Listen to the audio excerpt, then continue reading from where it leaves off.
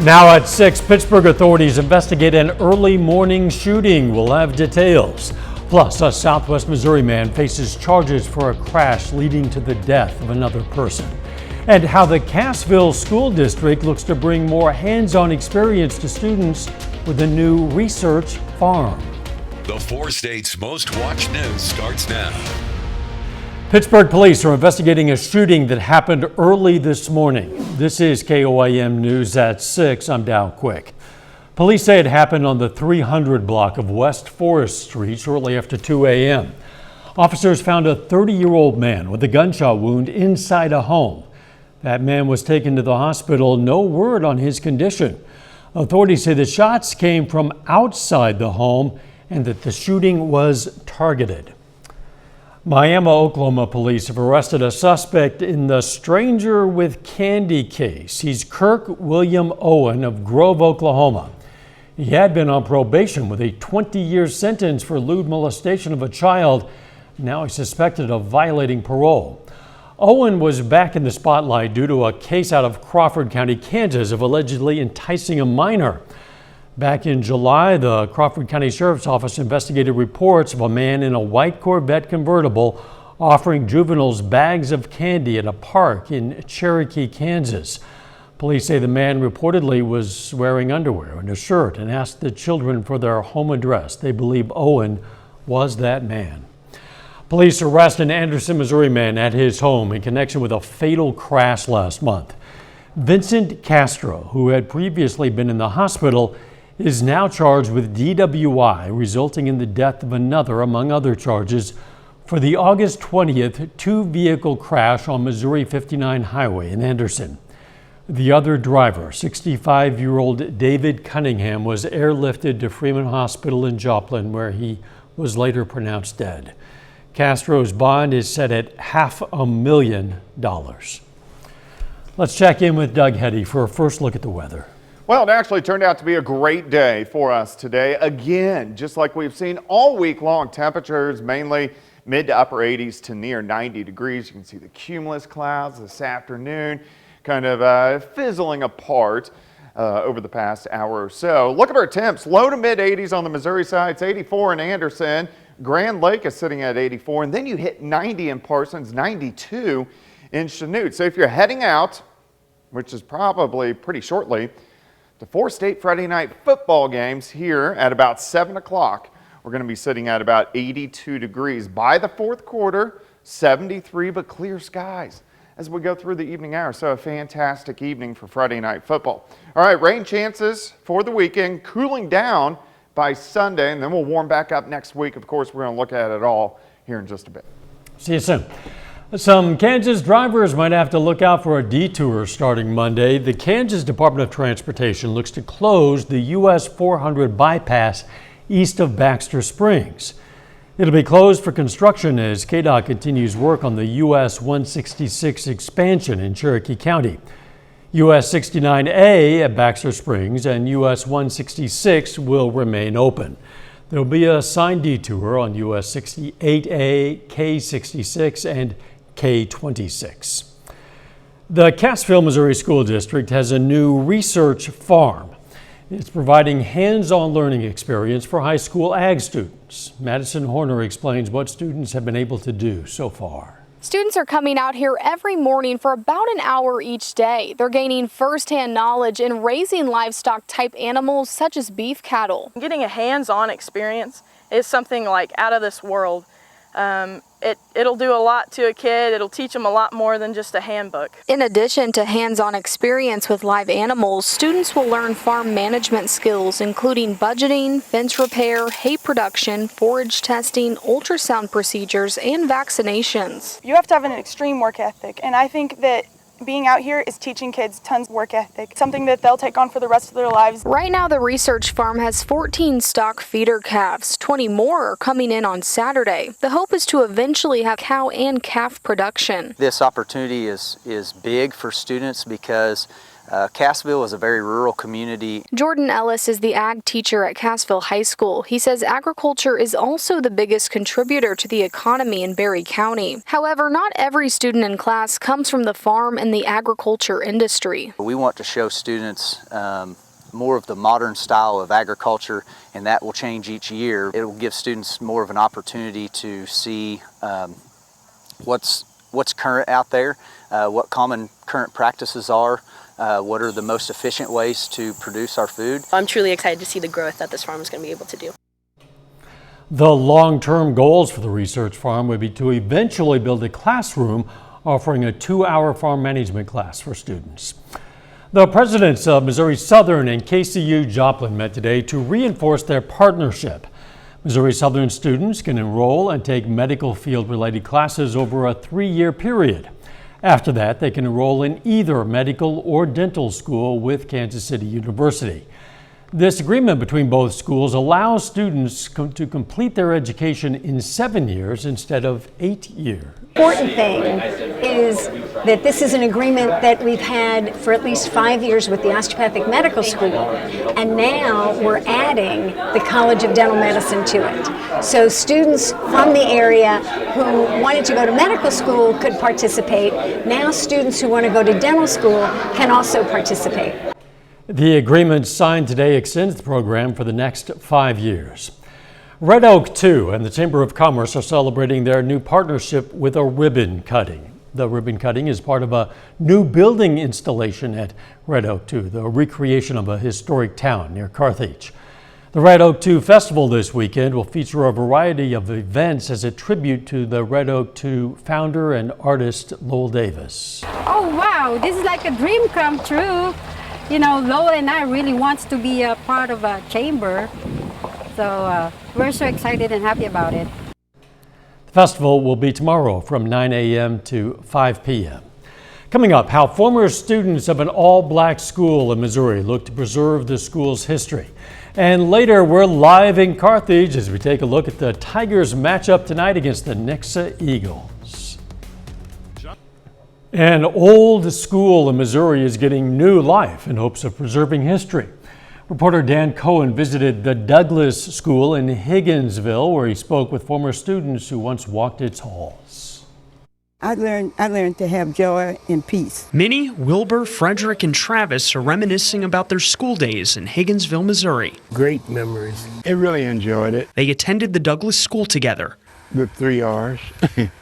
Reading, writing, and arithmetic. Minnie says she came out of her shell back in the day. I learned to be able to talk to people and be able to touch people's lives and they touch mine. Their school lives and those of fellow black students started on these steps. We didn't know any difference, really, so we enjoyed pretty much life itself. Through 8th grade, the Douglas School was the only option for black children in Lafayette County. Many of our desks and books were hand-me-down. We were treated bad, but we didn't know that we were being treated bad because we were taught to obey. For high school, they were bused to Lexington. Segregation and integration wasn't a part of our vocabulary at the time. After almost 70 years, the Douglas School closed when Brown versus Board integrated classrooms. But after graduation, these students weren't welcomed everywhere. There was no place around that would hire blacks like that. The only thing that was around was the military. Travis spent 20 years in the Air Force. He bought the Douglas School building in 1990. Are these original desks? Yeah, these are original desks. Once a welcoming space, a shell of itself. So this was wood shop down here? Yeah, woodwork shop. Now Travis and his family have launched a restoration effort to turn Douglas into a museum. It's a part of history that a lot of people need to know about. To restore and preserve that history. What was here and how we were treated and how we lived. Their final act is to tell the story of this school. I hope that Travis can get more help if I'm not here today or tomorrow, but I hope that he can keep on pursuing what his dream that he's trying to do. You can learn more about the Douglas School Project and donate to it at douglasschoolhig, with 2 G's.org. A little bit later, Mitch Holtis previews the Chiefs' Week 1 matchup against the Arizona Cardinals. Plus, we have some rain chances as we head into the weekend. We're going to look at that coming up.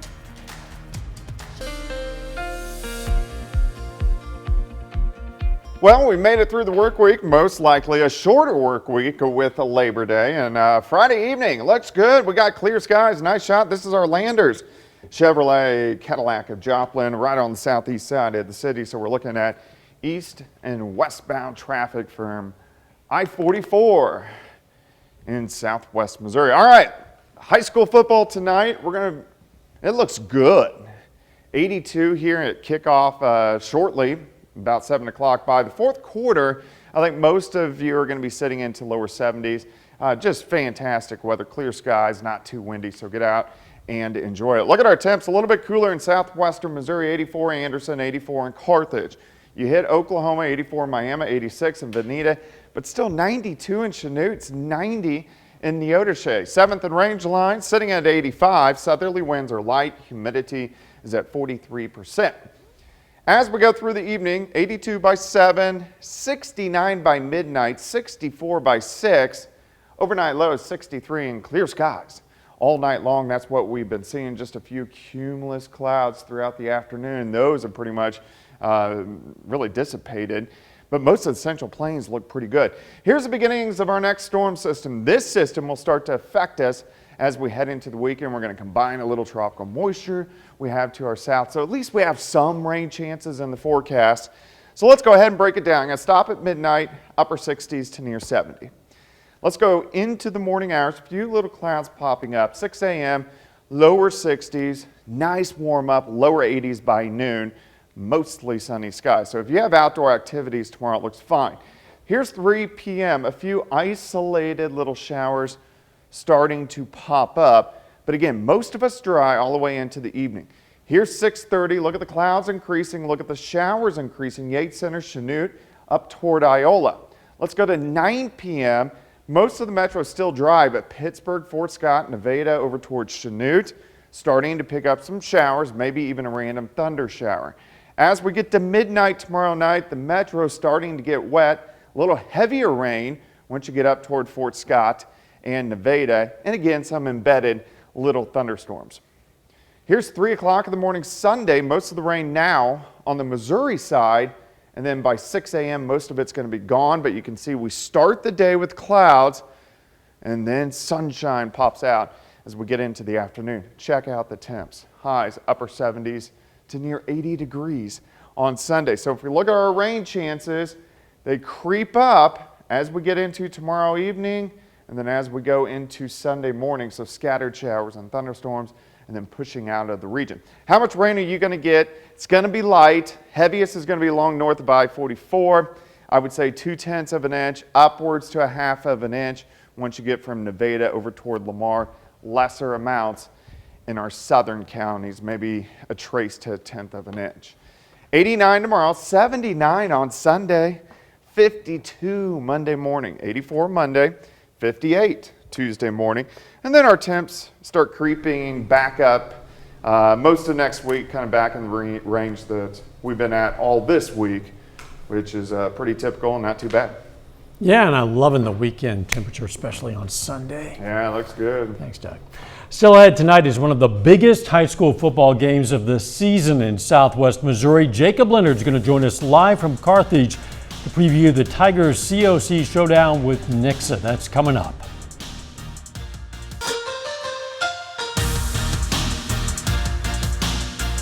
Three of the high school football season in Missouri. Here in Carthage, the Tigers host a big early season COC showdown with the Nixa Eagles tonight. Now we're joined now by Carthage head coach John Guidy. Coach, first off, just talk about this week of practice and how you guys have responded, knowing that at the end of the week, you have one of the biggest games on your schedule. It's been really good. I can't complain about this week. Last week was a different story. I didn't feel like we were focused, maybe because of this week ahead of us, but I thought our kids they were really good this week in terms of their preparation, in terms of their focus, their coachability. It's a big game, so they needed to be. On the other sideline, Ramon Green, running back for Nixa, been making plays through the first 2 weeks, more than 400 yards on the ground. What makes him so good, and how do you go about trying to slow him down tonight? Well, there's a couple things that make him good. One, he's a very good athlete, very fast, probably one of the fast kids that we'll face this year. But two, they're so good in their passing game that you have to defend that. And once you do, once you drop your DBs back, you lose them in run support. And so he's able to get out and get to the edge and run. And then they're very good at what they do. The offensive line averages about 280. Nice big kids up front that paved the way for him. You guys also have some offensive weapons. What's your game plan on offense, and how do you attack this Nixa defense? We're going to try to do what we always do. We just want to line up and try to get Luke going a little bit, try to run the football. They're so explosive offensively that if we can just keep that explosive offense over on the sideline by running the football, that's what we'd like to do. All right, Coach, I appreciate you coming over here and talking to us for a few minutes. Good luck tonight. All right, thank you. Now on the Kansas side, we have a couple rivalry games tonight. Pittsburgh at Chanute, Parsons at Labette County. Then there's this one. The Girard Trojans play their home opener against CNC rival Colgan. Colgan, fresh off a 2-point win over Frontenac, looking to take down another CNC powerhouse. That game, like most across the area, begins at 7 o'clock. Moving on to the NFL now, the Kansas City Chiefs will play their opening game of the weekend, going on the road to face the Arizona Cardinals on Sunday afternoon. Like we do here every Friday night during the football season, right now it's time to hear from the voice of the Chiefs, Mitch Holthus, in this week's Minute with Mitch.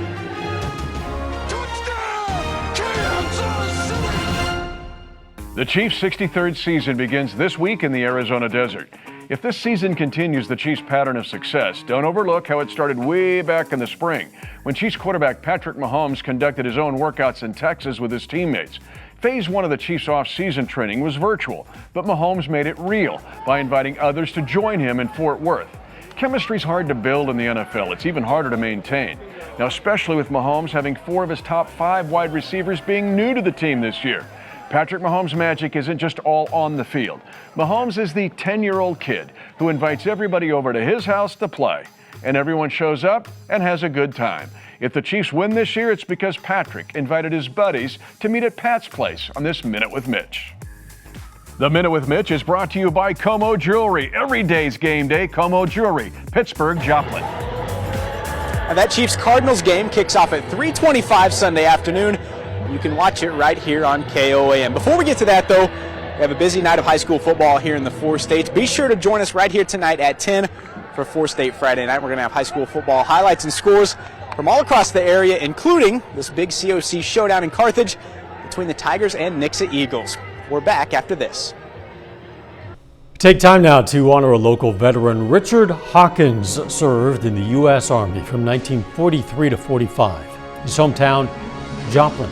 And we're proud to salute technician 4th grade Richard Hawkins, a 4-state hero.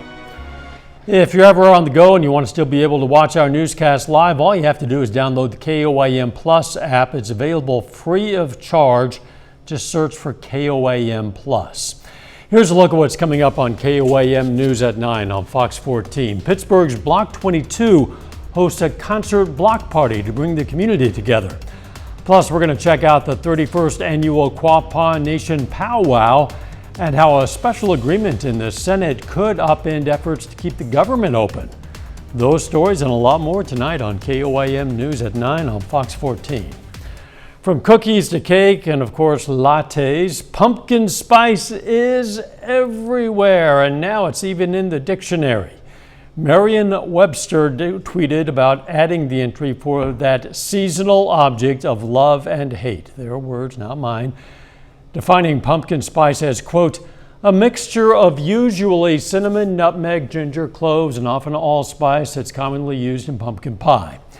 Merriam-Webster's editor-at-large says words are only added to the dictionary when it's clear that they are consistently used, and as you know, whether you like it or not, pumpkin spice is a mainstay every fall. My surprising reaction to that is that it wasn't already in the dictionary. Yeah, it's been I'm around surprised for a while. Wasn't either. The weather nice for those football games tonight. It does. It looks pretty good. Eventually, we're going to drop back to about 63 later on tonight. 89 tomorrow, scattered showers tomorrow night. Thanks for joining us. We'll see you right back here at 10. Let's make it a great evening.